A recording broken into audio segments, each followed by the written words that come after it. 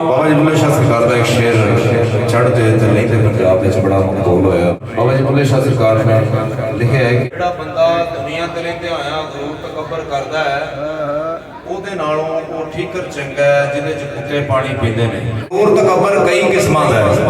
ਕਿਸੇ ਨੂੰ ਆਪਣੇ ਹੁਸਨ ਤੇ ਗਰੂਰ ਹੈ, ਕਿਸੇ ਨੂੰ ਆਪਣੀ ਦੌਲਤ ਤੇ ਗਰੂਰ ਹੈ ਤੇ ਕਿਸੇ ਨੂੰ ਆਪਣੇ ਇਲਮ ਤੇ ਗਰੂਰ ਹੈ। ਇਹ ਤਿੰਨਾਂ ਚੀਜ਼ਾਂ ਨੂੰ ਜ਼ਿਹਨ ਚ ਰੱਖਣਾ ਹੈ। ਤੇ ਬਾਬਾ ਜੀ ਬੁੱਲੇ ਸ਼ਾਹ ਸਰਕਾਰ ਦਾ ਇੱਕ ਸ਼ੇਰ ਸੁਣਨਾ। ਸਰਕਾਰ ਫਰਮਾਉਂਦੇ ਨੇ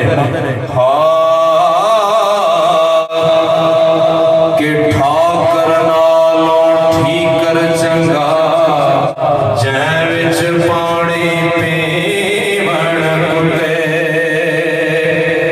ਖੱਤਰੀ ਨਾਲੋਂ ਜਮਿਆਰ ਹੈ ਚੰਗਾ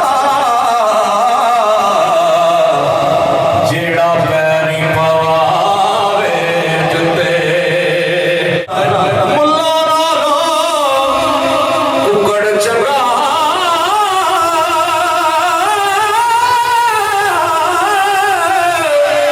ਉਹ ਜਿਹੜਾ ਲੋਕ ਜਗਾਵੇ ਸੁੱਤੇ।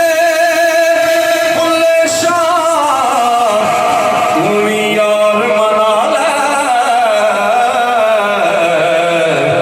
ਨਹੀਂ ਤੇ ਬਾਜ਼ੀ ਲੈ ਗਏ ਕੁੱਤੇ। ਬੁੱਲੇ